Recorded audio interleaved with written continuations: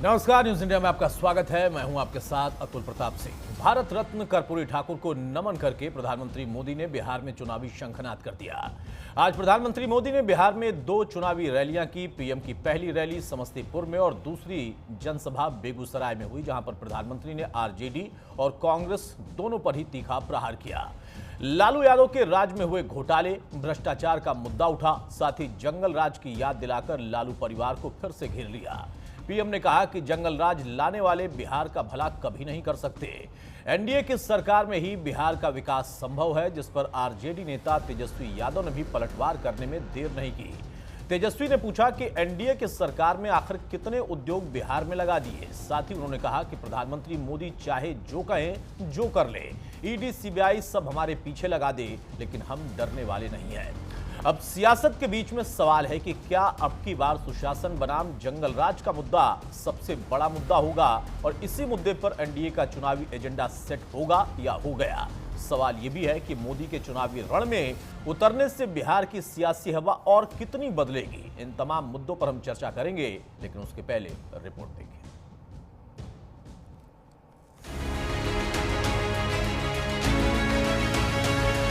हजारों करोड़ रुपए के घोटालों में ये जमानत पर चल रहे लोग हैं। चोरी की इनकी आदत ऐसी है कि अब जननायक की उपाधि की चोरी में जुटे हैं।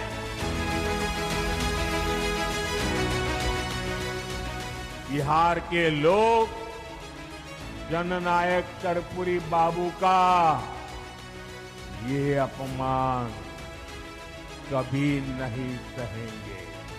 बिहार के चुनावी रण में प्रधानमंत्री मोदी के तर्कश के वो घातक शब्दभेदी बाण थे, जिसका इस्तेमाल उन्होंने लालू परिवार पर प्रहार के लिए किया। बिहार में पीएम मोदी ने समस्तीपुर से चुनाव प्रचार अभियान का आगाज किया, जहां कर्पूरी ग्राम में भारत रत्न कर्पूरी ठाकुर को श्रद्धांजलि देकर कर्पूरी ठाकुर के परिजनों से मिलकर एनडीए की ओर से कर्पूरी ठाकुर की विरासत को अपनाने का संदेश दिया। पीएम ने कर्पूरी ठाकुर के गांव को चुनावी कैंपेन की शुरुआत के लिए इसलिए चुना क्योंकि कर्पूरी ठाकुर बिहार के 2 बार मुख्यमंत्री रहे, प्रख्यात समाजवादी नेता थे, दलितों, पिछड़ों, अत्यंत पिछड़े वर्गों के अधिकारों के लिए संघर्ष करने वाले जननायक के रूप में जाने जाते थे। पिछड़े वर्गों के लिए आरक्षण सहित उनकी नीतियों का राज्य पर गहरा प्रभाव पड़ा। बिहार की जनसंख्या में अत्यंत पिछड़े वर्ग करीब 35% हैं। कर्पूरी ठाकुर इन्हीं का सबसे बड़ा प्रतीक है। एनडीए इस वोट बैंक को मजबूत करने के लिए खुद को कर्पूरी ठाकुर की विरासत के अगले वारिस के तौर पर पेश कर रही है और इसकी झलक प्रधानमंत्री मोदी के शब्दों में है। हमारी सरकार भारत रत्न जननायक कर्पूरी ठाकुर जी को प्रेरणा पुंज मानती है। वंचितों को वरीयता, पिछड़ों को प्राथमिकता, गरीब की सेवा, हम इस संकल्प के साथ आगे बढ़े हैं। प्रधानमंत्री मोदी ने आरजेडी और कांग्रेस पर एक और जननायक कर्पूरी ठाकुर के अपमान का आरोप मढ़ा, तो दूसरी ओर समस्तीपुर की रैली में लालू राज में हुए घोटाले, भ्रष्टाचार की याद बिहार की जनता को दिलाई। साथ ही इसी रैली से जंगल राज का मुद्दा उठाकर बिहार का चुनावी एजेंडा सेट कर दिया।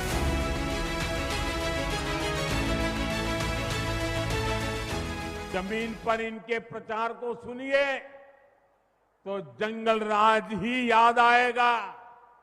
अभी से आरजेडी कांग्रेस के लोग छर्रा, कट्टा, दूनाली और घर से उठा लेने की धमकी देने लग गए हैं। आरजेडी जैसे दल हो, वहां कानून व्यवस्था हो ही नहीं सकती। आरजेडी के शासन में यहां रंगदारी, हत्या, फिरौती, अपहरण ये एक उद्योग के रूप में फले फूले। आरजेडी के जंगल राज ने बिहार की कई पीढ़ियों को बर्बाद कर दिया। अब आप मुझे एक बात बताइए, जब इतनी लाइट है हरे के हाथ में लाइट है तो लालटेन चाहिए क्या? एक ही जनसभा में 27 बार जंगल राज का जिक्र कर मोदी ने साफ कर दिया कि बिहार के दंगल में आरजेडी को घेरने के लिए यही दांव चला जाएगा। जंगल राज के मुद्दे पर ही लालू और तेजस्वी को घेरा जाएगा। आरजेडी पर अब तीखा कटाक्ष होगा, लेकिन सत्ता के लिए संघर्ष कर रहे लालू के लाल यानी तेजस्वी यादव ने भी चुनावी मैदान में इरादा साफ कर दिया है कि बीजेपी के हर बार का पलटवार होगा। अरे मोदी जी फैक्ट्री लगाइएगा गुजरात में और विक्ट्री चाहिए बिहार में। ऐसा होने वाला बिहार, देखो हम बिहारी हैं, हम लोग डराए वाला नहीं है, बाहरी से डराए वाला है। अरे जब लालू जी मोदी जी से नहीं डराए तो लालू जी के लिए क्यों डरा जाएगा? ईडी, सीबीआई, इनकम टैक्स लगातार जो है केस मुकदमा छापा मारी, हमारे उम्मीदवारों का नामांकन रद्द करवाना, उम्मीदवारों के छापा मरवाना। बताइए, दो लोग गुजरात से आकर के बिहार चलाने का काम कर रहे हैं। बिहार के चुनावी समर में आरोपों के तीखे बाण दोनों ओर से चल रहे हैं, साथ ही वादे और दावे भी दोनों ओर से हो रहे हैं। लेकिन इन सबके बीच सवाल है कि मोदी के चुनावी रण में उतरने से एनडीए को कितना फायदा होगा, लालू परिवार को घेरने के लिए जंगल राज का मुद्दा कितना कारगर साबित होगा, और सवाल ये भी कि किन मुद्दों पर बिहार में ईवीएम का बटन दबेगा। Bureau report, news India.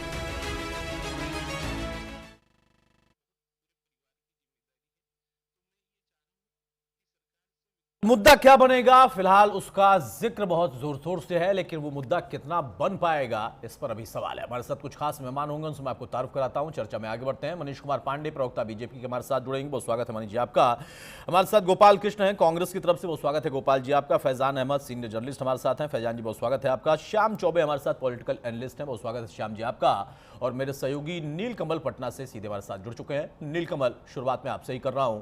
मुद्दा बनता हुआ दिख रहा है, एक मंच से एक नेता लगातार अगर 24 या 27 बार जंगल राज का जिक्र कर रहे हैं, लाइट बनाम लालटेन का जिक्र होने लगा है, तो बार बार यह कहा जा रहा है कि लालटेन का दौर क्या था, जंगल राज वाला, और अब लाइट का दौर क्या है। लेकिन पलटवार में कहा जाता है कि लालू डरे नहीं, लइका डरेगा क्या।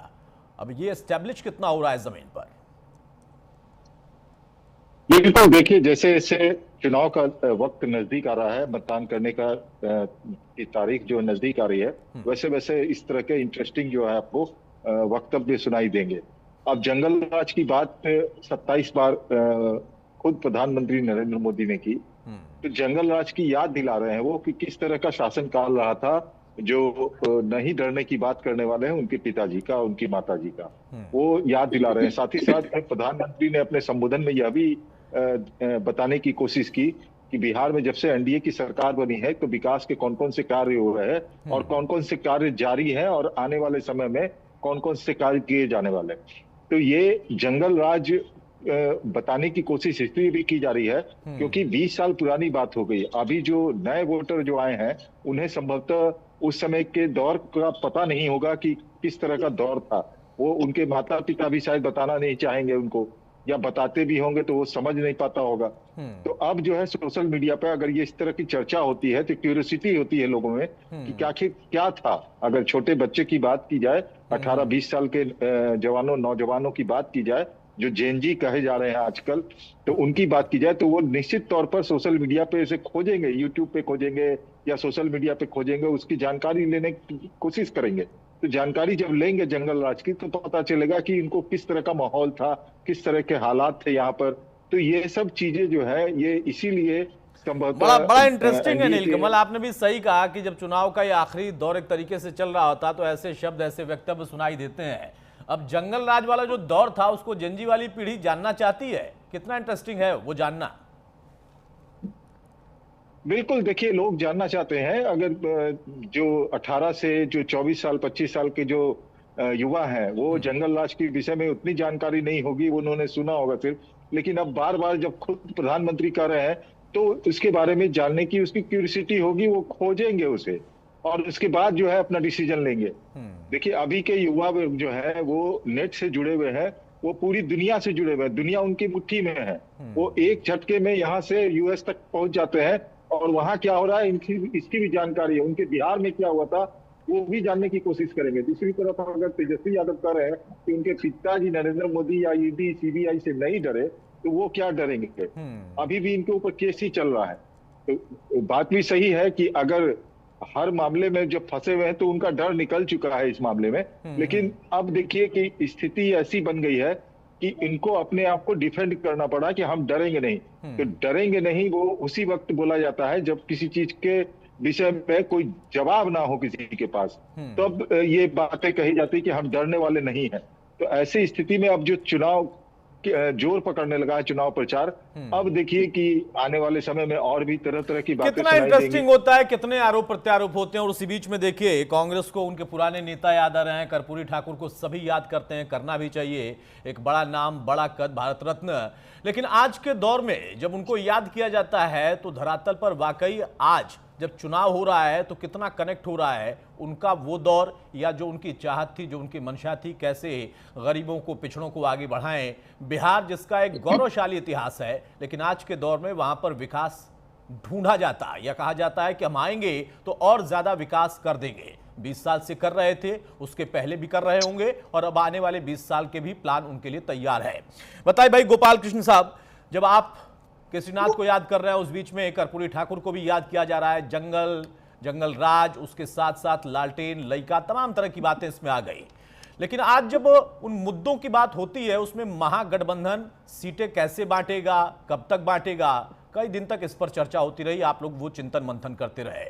उनके यहां भी बंटवारा हुआ, कोई नाराज हुआ, वो दिल्ली तक पहुंचे, आखिरी में आप सबने मिलकर सेट कर दिया।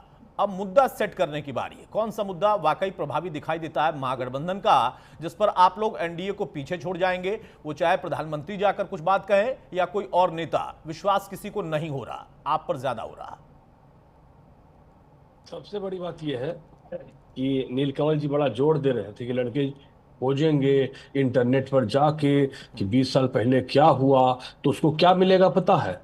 कि मोदी जी बोले थे 2 करोड़ रोजगार देने के लिए, तो लड़का जाएगा 2 करोड़ रोजगार मांगने, तो लाठी से भर दब पीटेंगे। जो सनातनी बच्चे जाएंगे 10-12 हजार की नौकरी खोजने, उसको भर दब मारेंगे और हुन के मारेंगे। बिहार में मारेंगे, दिल्ली में मारेंगे, जहां जहां मांगोगे वहां, उत्तराखंड में मांगोगे वहां मारेंगे। उसके बाद जो बिहार भारत का परीक्षा लेगा, वो गुजरात की एक एजेंसी लेगा परीक्षा और हर पेपर को बेचेगा। दुनिया का निराला बिजनेस मोदी जी ने खड़ा किया। अगर आप छोटा सा चाय का दुकान खोजेंगे तो गिलास और केतली खरीदने पड़ेगा, इन्वेस्टमेंट है 10,000 5,000 रुपया का।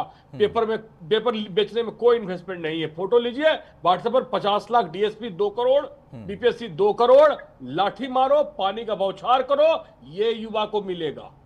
ये प्रधानमंत्री अग्निवीर जो लाए हैं ना, ये युवा को मिलेगा। 1200 का सिलेंडर युवा को मिलेगा, 1.25 लाख करोड़ युवा को मिलेगा। और उनका कोई इंटरेस्ट नहीं है कहानी सुनने में 20 लाख, क्योंकि बिहार की जनता ने आपको गुजरात से ज्यादा सीट दिया, 40। गुजरात में 1 सीट लोकसभा कम आया था, 26 में शायद 25 आया था, यहाँ 40 में 40 दे दिया, 243 में 200 दे दिया। एक फैक्ट्री छोटा सा नहीं लगेगा। प्रधानमंत्री अपने शर्म को घोर कर पी गए हैं। वो बोले थे मोतिहारी में कि चीनी का मिल खोल दूंगा और चाय पीऊंगा। इस बार आए तो दूसरा जुमला लेके आए कि पुणे को पूना, पटना को पुणे बना दूंगा। अरे भैया, पटना को पुणे क्यों बनाओगे? तुम फैक्ट्री 2 को लाकर दिखाओ ना। यही प्रधानमंत्री जाते हैं तो क्या क्या वहां टेक्नोलॉजी लाने के लिए गुजरात में। मैं तो सॉफ्टवेयर प्रोफेशनल हूं, मैं जानता हूं कि सेमीकंडक्टर हर गुजरात बनेगा, तो बिहार क्यों नहीं बनेगा? क्या दिक्कत है आपको? 1 लाख 1 रुपए में 1 रुपए का अडानी जो जमीन बेच रहा है, ये युवा को मिलेगा। अडानी सारा पैसा लेके भाग गया, ये युवा को मिलेगा। 2 करोड़ रोजगार मिलेगा, बहुत कुछ मिलेगा। जो प्रधानमंत्री ने बिहार को एक मजदूर की फैक्ट्री बनाने की पूरी ताकत झोंक दी, पूरी की पूरी ताकत झोंक दिया।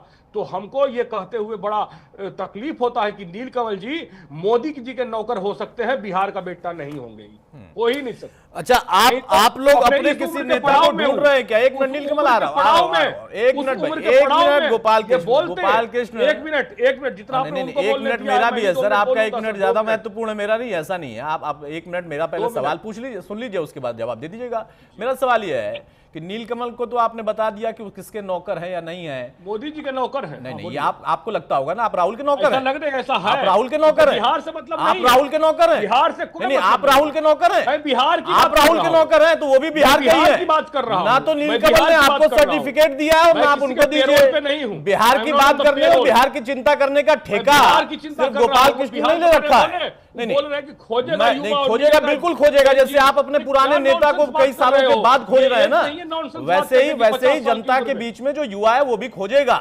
वो बिल्कुल खोजेगा। 2 करोड़ रोजगार भी खोज रहा है और वो खोज रहा है कि जंगल राज का दौर क्या था। अब 1 मिनट आपका है नीलकमल। हाँ, रोज रेलवे एक्सीडेंट हो रहा है, वो खोजेगा युवा। नहीं, आपके दौर में तो रेलवे एक्सीडेंट कहाँ होता था? बिल्कुल नहीं होता था। अब जरा शांत हो जाए, सुन लेते हैं भाई। बिहार का बेटा वर्सेस बिहार का बेटा ही करते हैं। नीलकमल एक लाइन भाई वो कह रहे हैं। अच्छा, बाकी अभी एक लाइन। इनका उम्र 50-55 साल हो गया। कांग्रेस के उम्र में कमाल लिए। सुन लेते हैं नीलकमल, एक बार सुन बोल रहे हैं। करें को मोदी का। अच्छा ठीक है, सुनते हैं जरा। अगर 50-55 की उम्र में उनको सिर्फ आप मोदी से कनेक्ट कर पाए तो आपको सुनना पड़ेगा। मोदी को बिहार से कोई मतलब नहीं है। कहा कि मैं मोदी का नौकर हूं और मोदी को लोग डंडे मारेंगे, युवा जेनजी जो है वो डंडे मारेंगे जी। यही बात जो है 2019 लोकसभा चुनाव के पहले राहुल गांधी ने कही थी कि सड़क पर निकलेंगे नरेंद्र मोदी तो उन्हें लोग डंडे से मारेंगे। बिल्कुल। 2019 का चुनाव परिणाम क्या आया था? बेईमानी से जीते हैं आप। वोट चोरी 80 रुपए वोट। अच्छा, बेईमानी से जीत गए। 80 आप लोग फिर चुनाव लड़ क्यों रहे भाई? चुनाव का बहिष्कार कर देते ना भाई। जब आपको पता है कि बेईमानी ही हो रही है तो चुनाव का बहिष्कार कर देते। उतनी हिम्मत तो दिखा नहीं पाए। गोपाल कृष्ण, हवा में बातें नहीं होती हैं। हवा में बातें नहीं होती हैं भाई। नीलकमल को, किसी को भी अगर आप किसी और नेता से जोड़ दें, अपने आप को बिहार का बेटा बता दें तो ठेका लेने का आपको जिम्मा अगर मिला है तो लेते रहिए। और आप किसके नौकर हैं आपको तय करना है। हम तो भी नहीं बताएंगे, हम नहीं बताएंगे कि आप किसके नौकर हैं। लेकिन यहाँ पर चर्चा जो हो रही है ना उन मुद्दों पर हो रही है। इसी बिहार के बेटे को सीट तय करने के लिए आप लोगों ने दिल्ली बुला लिया था। वहीं तेजस्वी बता रहे हैं कि मुझे सीट तय करने का अधिकार तक नहीं दिया गया है। अब लालू और लालू का लड़का अपना जिक्र कर रहे हैं। वो कोई कांग्रेस का दौर याद नहीं दिला रहे हैं। हो गया, भाषण खत्म करिए। भाषण अगर हो गया तो शांत रहिए। नीलकमल प्लीज कंटिन्यू। सर आपके पास आ रहा हूं श्याम जी। सुनाने के लिए ये कांग्रेस का ट्रेंड बन गया है। तो अडानी के गुलाम है। अगर आप भी तो गुलामी है। अगर सामने रखे कांग्रेस के सामने या किसी गठबंधन के सामने, महागठबंधन के सामने, तो वो सीधे गोदी मीडिया और मोदी का नौकर बताने फर्क नहीं पड़ता है। उनके दौर को अगर याद करेंगे ना तो वो शायद भूल जाएंगे और शर्म भी नहीं आएगी उनको। लेकिन शर्म उनको भी आनी चाहिए। नीलकमल, 1 मिनट पर रोक रहा हूं आपको। श्याम चौबे जी मीडिया कहते हैं जो उनको। कोई बात नहीं नीलकमल, ये आरोप देखिए लगता है और लगता रहेगा। उनके दौर के कितने पत्रकार हैं, और मैं तो जाऊंगा किसी और पार्टी और पार्टी के प्रवक्ता की बात नहीं करूंगा, मैं पत्रकार बिरादरी पे ही बात करूंगा। उस बिहार से लेकर दिल्ली तक में उनके दौर में कौन कहां था और कैसे था वो भी याद किया जाता है। बस अपने अपने दौर का वो भुलाना चाहते हैं। अतुल जी आप याद कीजिए, राहुल याद नहीं करने के लिए याद है, सबको याद है। इनके बताने, इनके ना बताने से कोई फर्क नहीं पड़ता। सब बनाने के लिए, काम करने के लिए। अच्छा ठीक है, काम करने के लिए ना, काम करने के लिए मौका चाहिए भाई। कांग्रेस को मौका मिल पाएगा तब तो काम करेंगे।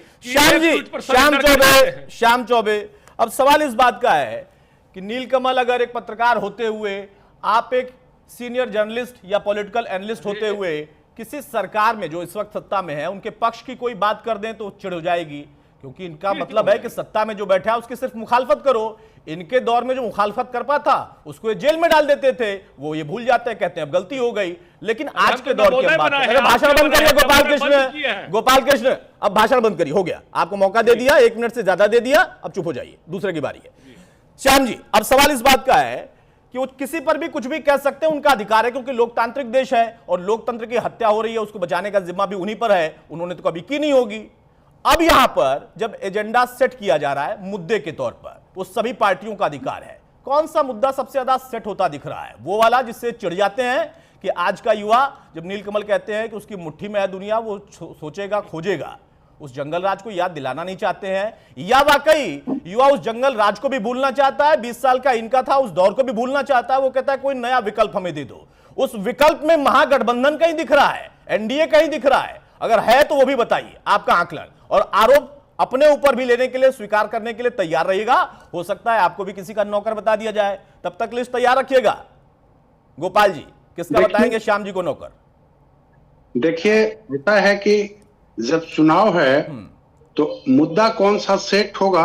मुद्दे तो कई सेट हो चुके हैं पहले से, आज 4-5 महीने से चल रहा है ये दौर। लेकिन मेरी समझ से मुद्दा सेट होना चाहिए वर्तमान पे, कि आज बिहार क्या है और बिहार को आगे कहां ले जाना है, कैसे ले जाएंगे और क्यों नहीं ले जा पाए। अब जब आता है कि क्यों नहीं ले जा पाए तो उसमें जंगल राज की बात की जाती है। लेकिन जब वो करेंगे, जब आप इतिहास में जाएंगे तो इतिहास में कई स्वर्णिम पन्ने मिलेंगे और कई काले पन्ने भी मिलेंगे, दोनों मिलेंगे। तो इतिहास में जाएंगे तो ये भी देखेंगे कि जिस मतलब ओबीसी वोट के लिए मारामारी मची है, उस ओबीसी को जब मंडल कमीशन के थ्रू वीपी सिंह की सरकार ने आरक्षण का लाभ दिया तो वीपी सिंह की सरकार किसने गिराई थी, ये भी लोग देखेंगे। ये भी देखेंगे कि जिसको आज महिमा मंडित किया जा रहा है, भारत रत्न दिया गया, कर्पूरी जी की सरकार को किसने गिराया था, ये भी देखा जाएगा। इतिहास पलटेंगे तो सब कुछ मिलेगा। लेकिन होना ये चाहिए वर्तमान, इसलिए कि चुनाव इतिहास के लिए नहीं हो रहा है, चुनाव वर्तमान के लिए और भविष्य के लिए हो रहा है। तो वर्तमान और भविष्य तो सीधी सी बात है कि बिहार में चूंकि चुनाव हो रहा है इसलिए बिहार की बात होगी कि बेरोजगारी कितनी है, बिहार में हेल्थ फैसिलिटीज कितनी है, बिहार में एजुकेशन की फैसिलिटीज कितनी है। बाकी चीजें हैं कि जैसे अब होगा कि भाई हमने सड़कें बनवाई, हम वंदे भारत ले आए, हम एयरपोर्ट लाए, वो लाए, सही किया, लेकिन उससे रियल विकास नहीं होता है। विकास तो होगा कि युवाओं को रोजगार मिले। आप मतलब शायद मेरी बात से असहमत बिल्कुल नहीं होंगे कि विकास कैसे होता है। खेती से बहुत कम विकास हो पाता है। आप चावल उगा लीजिए, गेहूं उगा लीजिए, कितना बेचिएगा, उसका कितना पैसा आएगा और कितना उगेगा। लेकिन विकास तब होता है जब उसी घर में, परिवार में, हर परिवार में बाहर से पैसे आते हैं। बाहर से इन द सेंस नौकरी के थ्रू पैसा आवे या बिजनेस के थ्रू पैसा आवे, आने का दो ही और तीसरा तो कुछ है नहीं।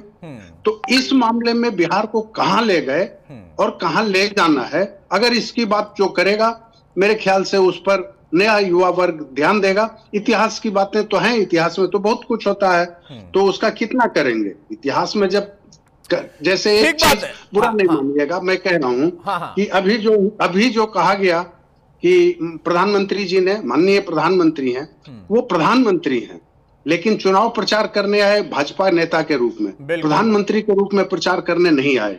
भाजपा नेता के रूप में आए और भाजपा नेता के ही तरह बोले, प्रधानमंत्री की तरह मेरे ख्याल से बिल्कुल नहीं बोले। प्रधानमंत्री की तरह बोलते तो शायद ये भी बोलते कि छगन भुजबल हुए और अजीत पवार हुए, वो क्या थे, वो भी तो वैसे ही थे जैसे ये हैं। तो क्या अगर कल ये वहां चले जाएं तो बहुत अच्छे हो जाएंगे। ये मतलब मैं प्रैक्टिकल बात कह रहा हूं। बिल्कुल सही है। इसमें देखिए कोई आपत्ति किसी को है तो आपत्ति करने का उसको अधिकार है। श्याम जी, जो सच है वो सच है। आपने बिल्कुल सही आकलन किया कि वो पद पर जरूर है, लेकिन यहाँ पर वो बीजेपी के नेता के तौर पर आए थे और जब राजनीति में नेता वहां पर पहुंचता है तो अपना वाला इतिहास और अपना वाला वर्तमान भूलता है। वो दूसरे का इतिहास भी याद दिलाता है, दूसरे का वर्तमान भी याद दिलाता है। सवाल मैं उठाना चाहता हूं, हमेशा के लिए वो सवाल है और सभी सरकारों के लिए है, केवल इनके लिए नहीं।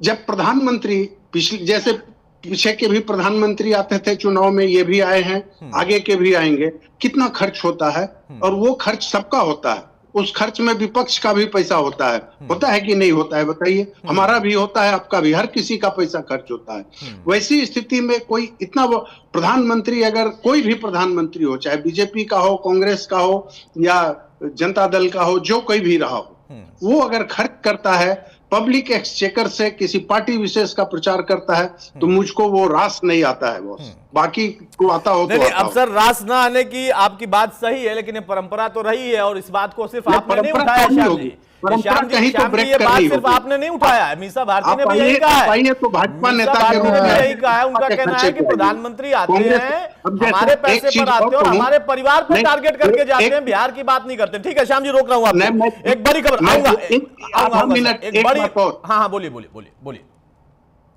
श्याम जी जल्दी से।